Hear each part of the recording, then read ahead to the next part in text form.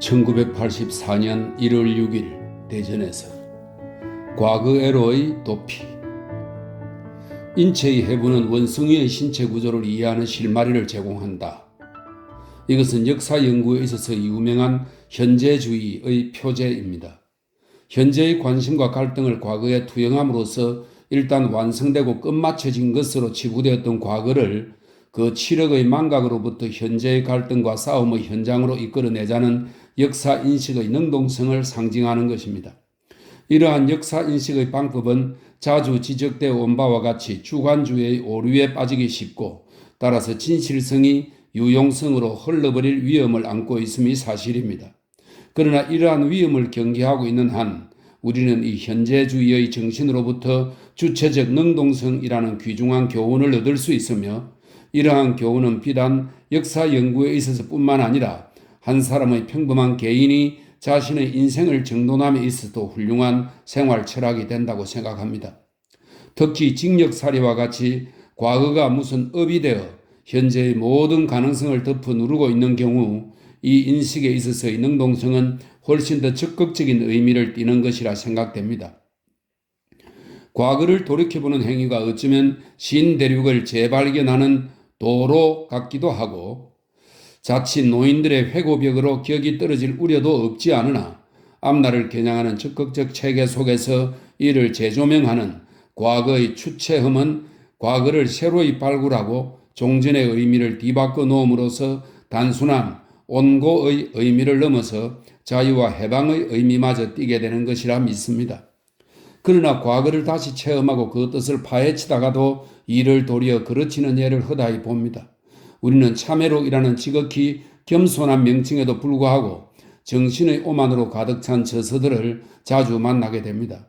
이러한 오만은 자신의 실패나 치부를 파헤치긴 하되 그것은 어디까지나 나중의 성취를 돋보이게 하기 위한 조명적 장치로서의 성격을 떨쳐버리지 못하면서 오는 것으로 이것은 결국 불행이나 실패에 대한 이해의 일회적이고 천박함에서 오는 오만, 인생 그 자체에 대한 오만이라 해야 합니다.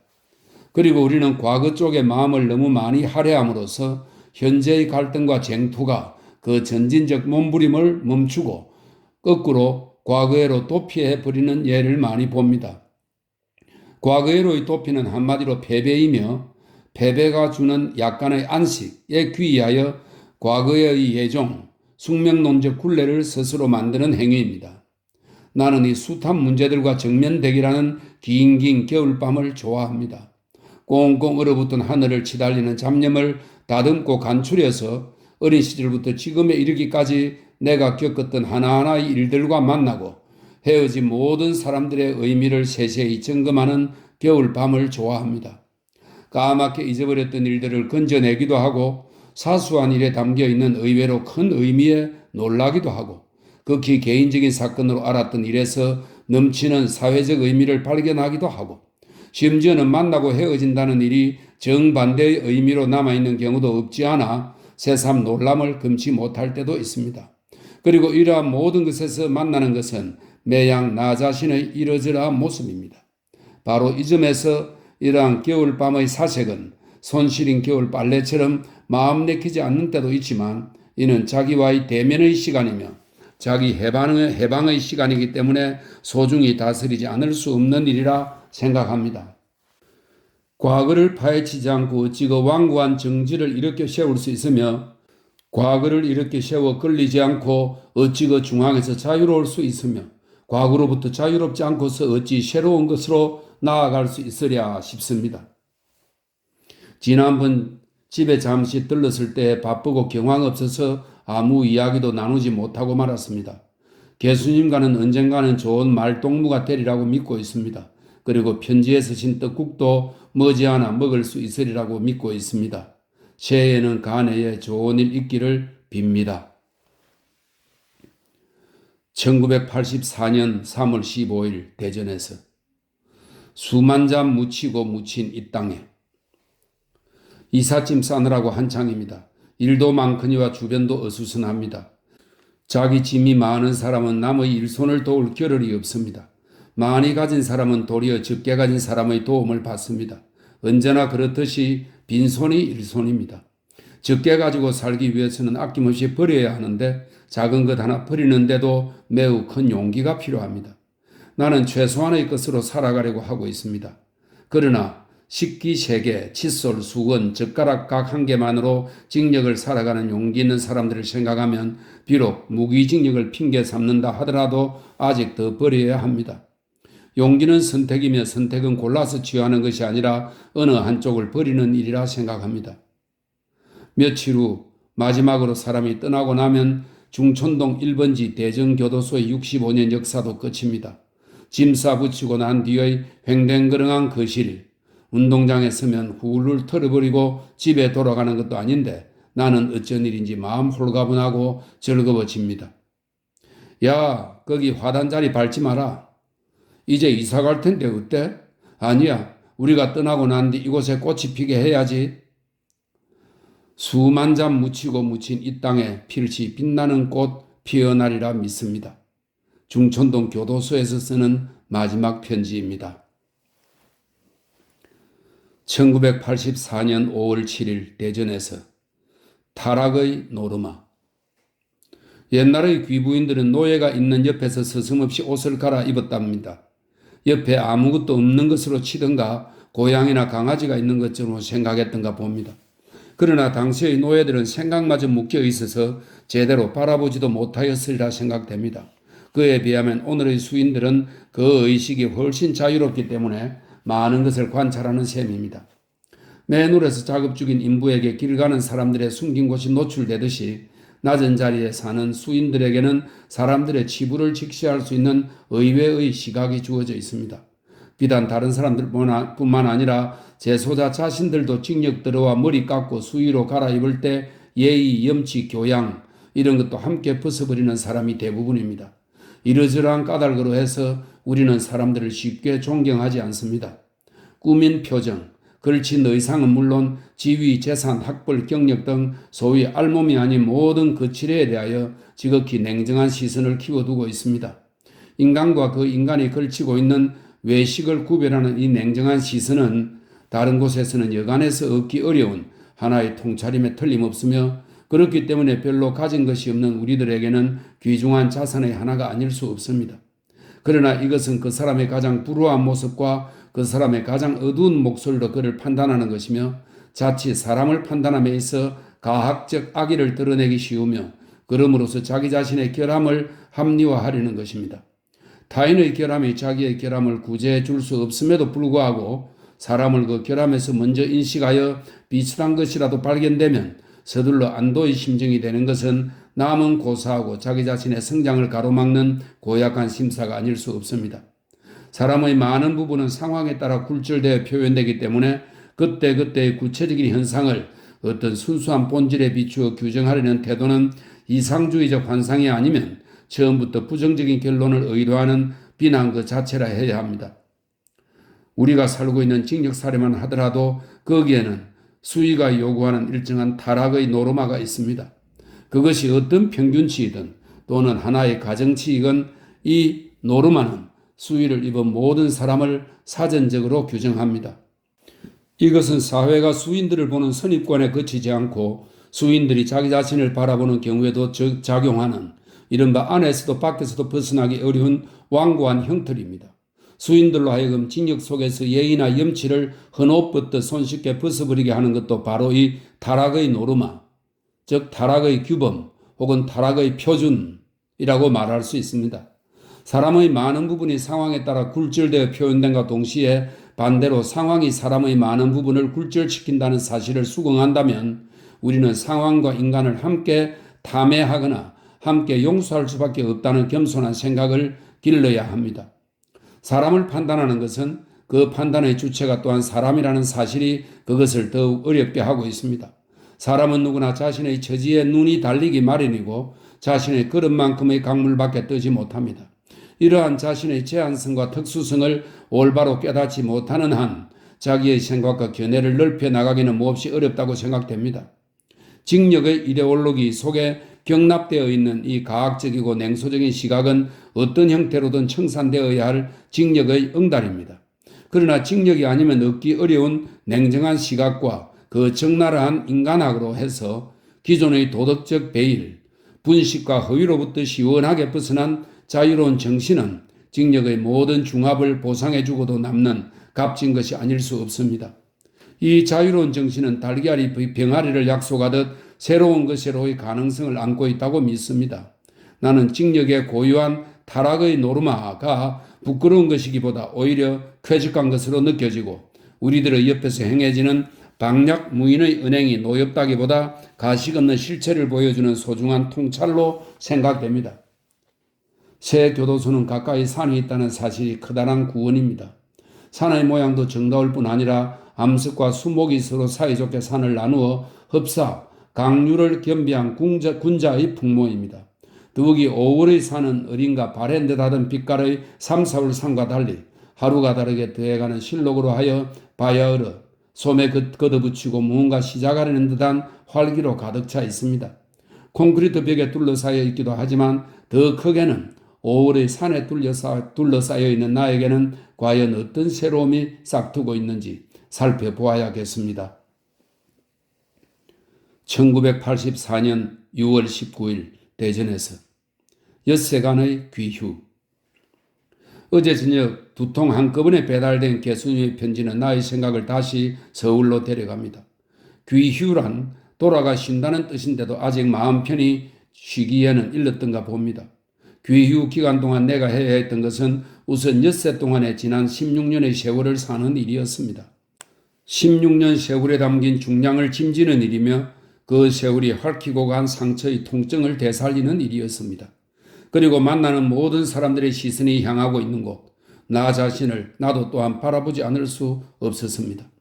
다행히 10수년의 세월은 그 빛깔이나 아픔을 훨씬 묽게 만들어 주었고 가족들도 그 엄청난 충격을 건강하게 극복해 두고 있어서 어떤 것은 마치 남의 대하듯 담담하게 이야기 나눌 수 있었습니다. 기쁜 일입니다. 그러나 그 오랜 세월에도 불구하고 풍화되지 않고 하얗게 남아있는 슬픔의 뼈 같은 것이 함몰된 세월의 공허와 더불어 잔잔한 아픔으로 안겨오기도 하였습니다. 짐지고 서서 사는 일에는 어지간히 이력이 났거니 생각해온 나로서는 의외다 싶을 정도로 힘겨웠고 가족들의 따뜻한 포옹에도 조음처럼 풀리지 않는 어떤 갈증에 목말라 하기도 했습니다. 아마 개수님이 편지에 적은 애정의 안식처에 대한 갈구였는지도 모릅니다. 그러한 애정과 인식의 문제라면 세상 사람들과 같은 옷 입고 섞여 보아도 결코 사라지지 못하던 소외감이 그러한 갈구의 부당함을 준열히 깨우쳐 주었고 나 자신 이전에 이미 정리해두고 있었던 일이기도 하였습니다. 그러나 교도소로 돌아오는 형님의 차 안에서 넥타이 풀고 와이셔츠, 저고리, 바지 등 세상의 옷들을 하나하나 벗어버리고 다시 수의로 갈아입을 때 그때 유별난 아픔은 냉정한 이성의 언어를 거부하는 감정의 독립 같은 것이었습니다. 결국 이곳에 돌아와 자도 끝이 없는 졸음과 잠으로 대신할 수밖에 없었던 휴식이 차라리 잘된 일이라고 생각됩니다. 돌이켜 생각해보면 귀휴 기간 동안에 내가 힘붙이했던 아픔과 갈증은 나 자신의 조급하고 밭은 생각 때문이란 반성을 갖게 됩니다. 사랑하기보다는 사랑받으려 하고 이해하기보다는 이해받으려 하는 마음의 가난에 연유한 것이라 생각됩니다. 남에게 자기를 설명하려고 하는 충동은 한마디로 자기 자신에 대한 자신감의 결여를 반증하는 점에서 그것은 어차피 나 자신 개인적인 문제로 귀착되는 것입니다.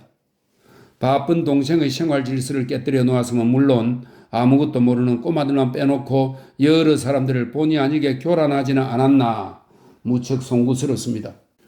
개수님께서는 늘 뒷편으로 한 걸음 물러선 자리에서 개수님의 표현대로 제일 아래 서열이기 때문에 항상 어른들과 손님들의 울타리 바깥에서 무언가 내게 주려고 부지런히 오가며 애쓰던 개수님의 표정이 눈에 선합니다. 친정 부모님과 동생들께도 나의 부족한 말씀과 인사에 대하여 양해받아 주시고 다음을 약속해 주시기 바랍니다. 개수님과도 물론 어린이 놀이터에서의 부족했던 이야기 다시 약속합니다. 의외로 많은 사람들이 나를 기다리고 지켜보고 있음을 알 수 있었습니다. 이것이 곧 나로 하여금 이곳을 견디게 하고 나 자신을 지켜나가게 하는 힘임을 모르지 않습니다. 1984년 8월 8일 대전에서 장려촌의 노랑머리. 징역을 오래 살다 보면 출소한 지 얼마 안 되어 또 들어오는 친구들을 자주 만나게 됩니다. 또 들어와 볼랏 업사하는 친구를 만나도 나는 그를 나무라거나 속으로라도 경멸할 수가 없습니다. 그뿐만 아니라 만기가 되어 출소하는 친구와 악수를 나눌 때도 이젠 범죄하지 말고 참되게 살아라는 교도소에서 가장 흔한 인사말 한마디도 저는 지금껏 입에 올린 적이 없습니다. 그것은 그가 부딪혀야 했고 또 부딪혀야 할 혹독한 처지를 감히 상상하기조차 어렵기 때문이기도 하지만 더욱 중요한 까닭은 도둑질 해서라도 먹고 살 수밖에 없다는 생각까지도 포함해서 다른 사람들의 생각은 일단 존중되어야 한다고 믿고 있는 데 있습니다. 그 사람이 가지고 있는 생각은 그가 몸소 겪은 자기 인생의 결론으로서의 의미를 갖는 것입니다. 특히 자신의 사상을 책에다 의존하지 않고 자신의 삶에서 이끌어내는 사람에게 있어서는 아무리 조잡하고 단편적이라 할지라도 그 사람의 사상은 그 사람의 삶에 상응하는 것입니다. 그러므로 그 사람의 삶의 조건에 대하여는 무지하면서 그 사람의 사상에 관여하려는 것은 무용하고 무리하고 무모한 것입니다. 더욱이 그 사람의 삶의 조건은 그대로 둔 채 그 사람의 생각만을 다른 것으로 대체하려고 하는 여하한 시도도 그것은 본질적으로 폭력입니다. 그러한 모든 시도는 삶과 사상의 일체성을 끊어버림으로써 그의 정신세계를 이지화하고 결국 그 사람 자체를 파괴하는 것이기 때문입니다. 대전의 잘 알려진 원동의 창녀촌에는 노랑머리라는 여자가 있는데 한 달에 서너 번씩은 약을 복용하고는 도루코 면도날이나 깔창, 깔창은 유리창을 말합니다. 깔창으로 제 가슴을 그 피칠갑으로 골목의 건달들에게 대어든다고 합니다. 온몸을 내어 던지는 이 처절한 저항으로 해서 그 여자는 기둥스방이란 이름의 건달들의 착취로부터 자신을 지킨 유일한 여자라고 합니다. 이 여자의 열악한 삶을 그대로 둔 채 어느 성직자가 이 여자의 사상을 다른 정숙한 어떤 것으로 바꾸려 한다면 그것이야말로 이 여인을 돌로 치는 것이 아닐 수 없습니다. 정숙한 부덕이 이 여자의 삶을 지켜주거나 개선시켜주기는커녕 오히려 무참히 파괴해버리고 말 것입니다. 그러므로 똥치골목, 역전앞, 꼬방동네, 시장골목, 큰집 등등 열악한 삶의 존재 조건에서 키워온 삶의 철학을 부도덕한 것으로 경멸하거나 중산층의 윤리의식으로 바꾸려는 여하한 시도도 그 본질은 폭력이고 위선입니다. 우리가 훌륭한 사상을 갖기가 어렵다고 하는 까닭은 그 사상 자체가 무슨 난해한 내용이나 복잡한 체계를 하고 있기 때문이 아니라 사상이란 그것의 내용이 우리의 생활 속에서 실천됨으로써 비로소 완성되는 것이라는 사실 때문입니다. 생활 속에 실현된 것만큼의 사상만이 자기 것이며 그 나머지는 아무리 강론하고 공감하더라도 결코 자기 것이 아닙니다. 자기 것이 아닌 것을 자기 것으로 하는 경우 이를 도덕이라 부르고 있거니와 훌륭한 사상을 말하되 그에 못 미치는 생활을 하고 있는 경우 우리는 이를 무엇라 이름해야 하는지, 모든 문제의 접근이 일단 진실의 규명에서부터 출발되어야 하는 것이라면 우리가 맨 먼저 해야 하는 것은 그 사람의 생각과 삶의 상응관계를 묻는 일이라 생각됩니다. 그 삶과 사상이 차질을 맡고 있을 때 제3자가 할 수 있는 일의 상한은 제3자가 갖는 시각의 이점을 살려 그 차질을 지적해 줌으로써 삶과 사상의 일체성을 회복할 수 있는 어떤 출발점에 서게 하는 일이 고작이라 생각됩니다. 삶과 사상의 어느 쪽을 어떻게 변화시켜 갈 것인가라는 방법상의 문제는 전혀 그 사람의 처지에 따라 그 사람이 할 나름이겠지만 삶을 내용으로 하고 사상을 형식으로 하는 상호작용의 법칙성을 고려한다면 우리는 삶의 조건에 먼저 시각을 돌려야 하리라 믿습니다. 그렇기 때문에 열악하되 삶과 상응된 사상을 문제 삼기보다는 먼저 실천과 삶의 안받침이 없는 고매한 사상을 문제 삼아야 하리라 생각됩니다. 어제가 입추입니다. 복서의 한가운데 끼인 입추가 거짓 같기도 하고 불쌍하게 보이기도 합니다. 그럼에도 불구하고 입추는 분명 폭염에 머지않은 종말을 예고하는 선지자임에 틀림없습니다.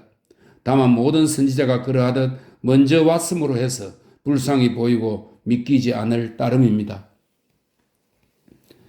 1984년 9월 14일 대전에서 잡초를 뽑으며 잔디밭의 잡초를 뽑으며 아리아나의 영광과 아우슈비츠를 생각한다.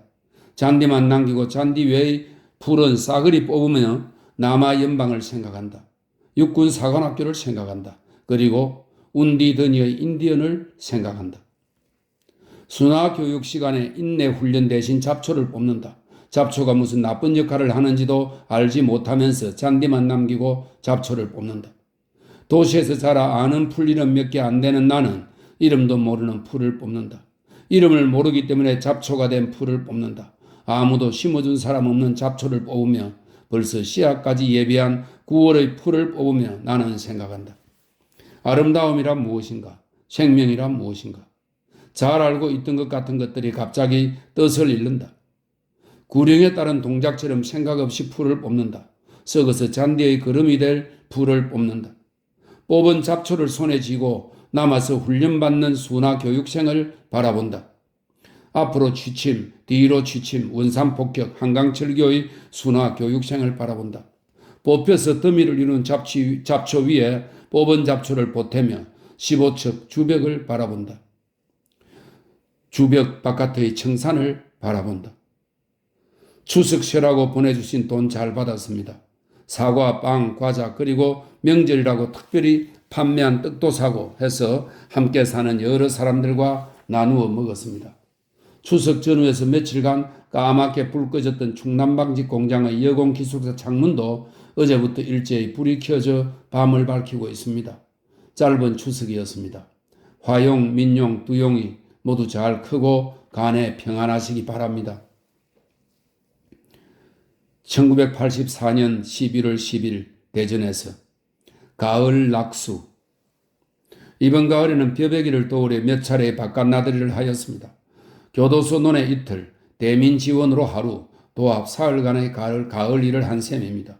오늘은 그때의 낙수 몇 가지를 적어봅니다. 사회 참관이나 외부 작업을 하러 교도소 육중한 철문을 나설 때 우리들이 습관적으로 갖는 심정은 이것은 진짜 출소가 아니라는 다짐입니다. 혹시나 감상에 빠지기 쉬운 자신의 연약한 마음을 스스로 경계함인가 봅니다. 철문 나서면 맨 먼저 구봉산이 성큼 다가와 가슴에 안깁니다. 산은 역시 가슴으로 바라보아야 하는 것. 감방에서 회창살 사이로 보는 것은 엿보는 것이었나 봅니다. 1km는 조이 뻗은 교도소 진입로 양편에는 때마침 흐드러지게 핀 코스모스가 환히 길을 밝히고 있었습니다.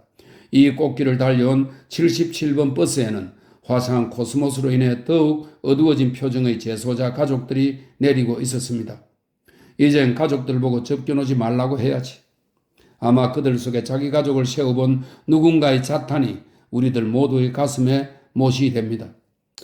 옷 벗어붙이고 울적한 마음도 벗어붙이고 드는 낮 한 자루씩 꼬나들고 논배미에 들었을 때의 대견함, 이것은 담 안에는 없는 것입니다. 우리는 마침 지난 여름 우리가 모를래 논에 붙었는데 김매기도 그렇고 피사래도 그렇고 벼이삭도 그렇고 곡식은 비료나 지력으로 자라는 게 아니라 일꾼 발소리를 듣고 자란다는 말이 적실합니다. 맨발로 논바닥에 들어서면 발가락 사이사이 흙이 솟아오릅니다. 살아서 꿈틀거리는 흙 힘입니다. 그러나 메뚜기 미꾸라지 죄다 떠나버리고 독한 농약에 찌들고 변색된 개구리 몇 마리 힘없이 달아날 뿐입니다. 해식어 사위어가는 논입니다. 29명 중에 벼베기가 처음인 사람이 7, 8명. 나도 그 중에 하나지만 미리 연습해 두기를 잘해서 다른 사람들이 눈치채지 못하였습니다. 도시의 뒷골목 사람쯤으로 여겼던 사람이 드는 솜씨를 보여줄 적에는 사회의 기반으로서의 농촌의 광대함이 든든하게 느껴집니다. 그렇지만 젊은 축일수록 낯질이 서투른 것을 보면 말로만 듣던 젊은이들의 이농과 그로 인한 농촌의 노화가 쓸쓸히 실감됩니다. 똑같은 콩밥에 그 찬이지만 풀밭에 둘러앉아 먹는 맛이 또한 별미라 밥그릇이 대번에 비어버립니다. 점심 후에 집담 베고 잠시 누웠다 눈 뜨니 고추 잠자리 가슴에 쉬고 갑니다. 실로 오랜만에 누워서 창틈에 잘려 각지지 않은 넓은 하늘 마음껏 바라보았습니다. 사흘째 대민 지원으로 나간 곳은 멀지 않은 진잠들이었는데 남의 논 9마직이 붙인다는 74세의 가난한 할아버지의 논이었습니다. 논 임자와 소출을 반타작하고 있는데 농지세, 비료대, 농약값, 품값 전부 논 붙이는 사람이 문다니 새참 국수 먹기도 민망할 정도로 어려운 살림이었습니다. 할아버지는 내 논빼미에서 일하는데 점심값 못 내와서 면목 없어 하고 국수 날라온 아주머니는 직원들이 안 된다 해서 막걸리 한 잔 못 들여 면목 없어 하고 우리는 솜씨 없는 터수에 국수만 축내어 면목 없어 하고, 그러나 실로 오랜만에 받아본 한 사람씩의 일꾼 대접은 우리들이 그동안 잃어버린 채 그리고 잊어버린 채 살아온 귀중한 것을 잠시나마 회복시켜 주었다는 사실이 올가을에 거둔 커다란 수확의 하나임에 틀림없습니다. 2, 3일 논일로 벌써 고단하고 힘겨워지는 나 자신이 몹시 부끄럽고 못나 보였습니다만, 나는 이번의 일로 해서 남들은 나더러 일당 5,000원짜리 일꾼은 뗀다고 축혀주지만 당초 목표로 했듯이 가을 들에서 조금이라도 도울 수 있는 훈련을 쌓은 것이 마음 흐뭇한 소득입니다. 비록 가을 들판에서만이 아니라 우리는 삶의 어느 터전에 처한다 하더라도 자기 몫의 일에 대하여, 이웃의 힘겨운 일들에 대하여 결코 무력하거나 무심하지 않도록 자신의 역량과 심정을 키워나가야 한다고 믿습니다. 이것은 진역살이라 하여 예외일 수가 없습니다. 여름 내내 청산을 이루어 녹색을 함께 해오던 나무들도 가을이 되고 설이 내리자 각기 구별되기 시작합니다. 단풍 드는 나무, 낙엽 지는 나무, 끝까지 녹색을 고집하는 나무. 질풍지경초. 바람이 눕는 풀과 고추선 풀을 나누듯 가을도 그가 거느린 추상으로 해서 나무를 나누는 결산의 계절입니다. 1984년 12월 28일 대전에서, 겨울의 복판에서. 새해가 겨울의 한복판에 자리 잡은 까닭은 낡은 것들이 겨울을 건너지 못하기 때문인가 봅니다. 낡은 것으로부터의 결별이 새로움의 한 조건이고 보면 칼날 같은 추위가 낡은 것들을 가차없이 잘라버리는 겨울의 한복판에 정월 초하루가 자리 잡고 있는 까닭을 알겠습니다. 세모의 지난 한 해 동안의 고통을 잊어버리는 것은 삶의 지혜입니다. 그러나 그것을 잊지 않고 간직하는 것은 용기입니다. 나는 이 겨울의 한복판에서 무엇을 자르고 무엇을 잊으며 무엇을 간직해야 할지 생각해 봅니다. 꼬마들과 온 가족의 기쁜 새해를 기원합니다. 제수님의 한 해 동안의 옥바라지에 감사드립니다. 1985년 2월 5일 대전에서. 젊음. 노소가 함께 일하는 경우에 노인들은 젊은이들에 대하여, 그리고 젊은이는 노인들에 대하여 일정한 불만을 갖게 됩니다. 이는 주로 일을 하는 자세, 일에 대한 태도의 차이에서 오는 것인데, 저는 이 점에 있어서만은 노인들을 지지합니다. 노인들의 젊은이들에 대한 불만 중에 가장 자주 듣는 것은 젊은이들은 일을 여기저기 버려놓기만 하고 마무리를 않는다는 것입니다. 먼저 하고 나중 할 일을 혼동하는가 하면 일손을 모아서 함께해야 할 것도 제각각 따로따로 버려놓기 때문에 부산하기만 하고 진척이 없다는 것입니다. 젊은이들의 이러한 태도가 어디서 온 것인가를 어느 좌상님께 여쭈어 보았더니 한마디로 농산일을 해보지 않아서 그렇다고 하였습니다. 간결하고 전곡을 찌른 지적이라고 생각됩니다. 농산일은 파종에서 수확에 이르기까지 하나의 일관된 노동입니다. 일의 선우가 있고 계절이 있고 기다림이 있습니다.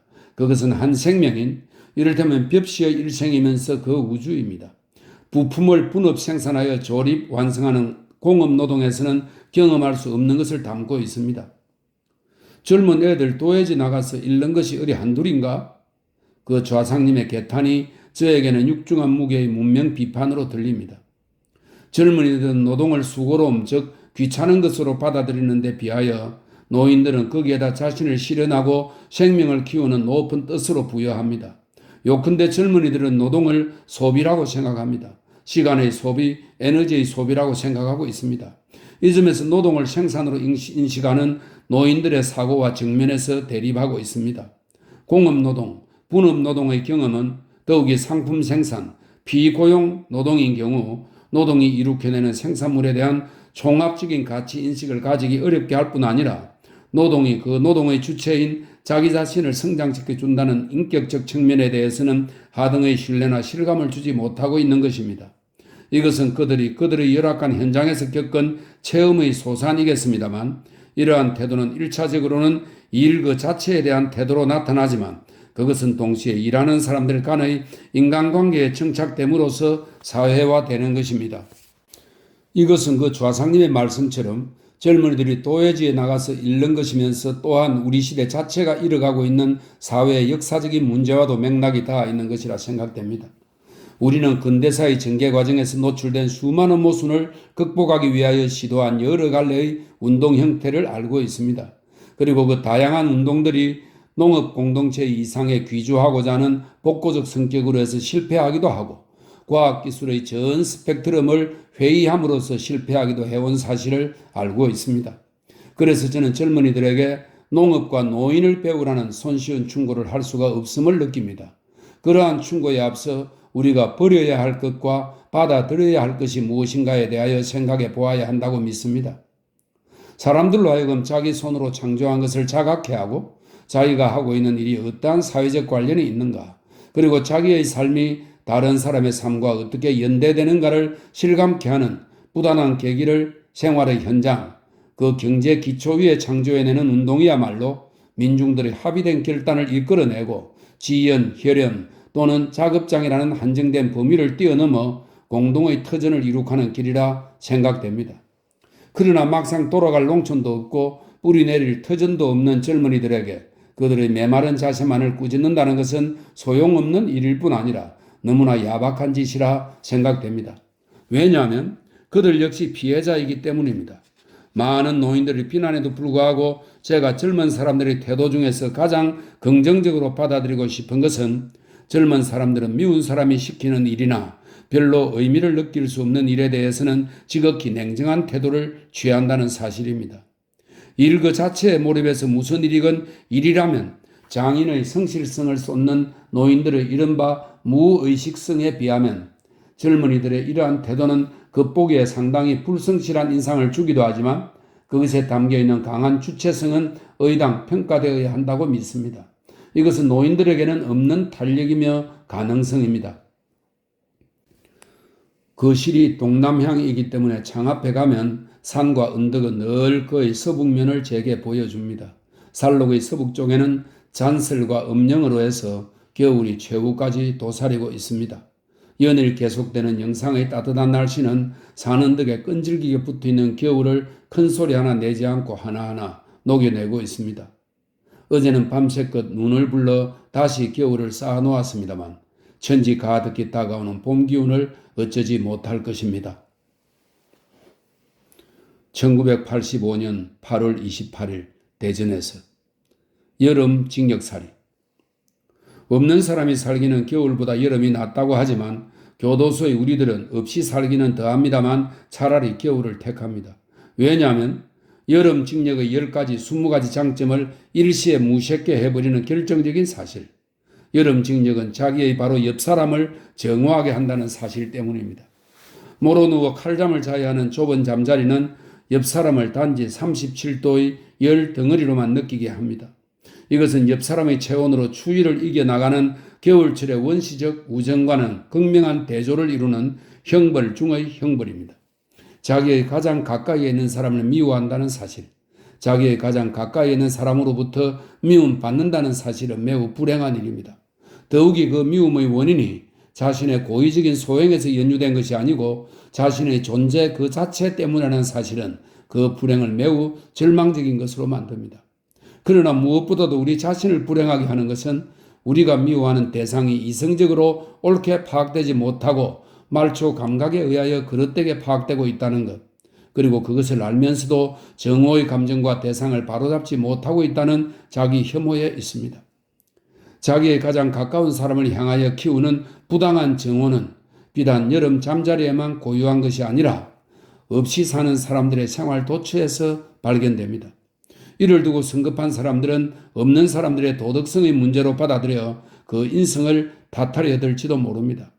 그러나 우리는 알고 있습니다. 오늘 내일 온다 하던 비 한 줄금 내리고 나면 노염도 더는 버티지 못할 줄 알고 있으며 머지않아 조석의 출향은 우리들끼리 서로 키워왔던 불행한 정오를 서서히 거두어가고 그 상처의 자리에서 이웃들의 따뜻한 가슴을 깨닫게 해줄 것임을 알고 있습니다.